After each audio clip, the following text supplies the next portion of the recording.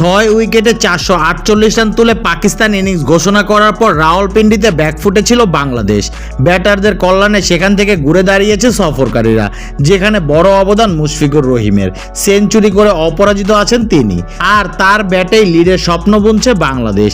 200 বল খেলে 3 অঙ্কের ম্যাজিক ফিগারে ছুঁয়েছেন মুশফিক। পাকিস্তানের বিপক্ষে লাল বলের ক্রিকেটে এটি তার প্রথম সেঞ্চুরি, আর পাকিস্তানের মাটিতে তৃতীয় বাংলাদেশি ব্যাটার হিসেবে টেস্টে সেঞ্চুরি করলেন অভিজ্ঞ উইকেটকিপার ব্যাটার।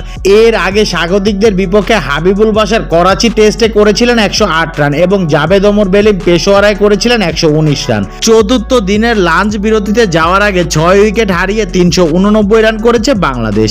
প্রথম ইনিংসে এখনও পাকিস্তানের চেয়ে 59 রানে পিছিয়ে আছে নাজমুল হোসেন শান্তর দল, হাতে আছে 4 উইকেট।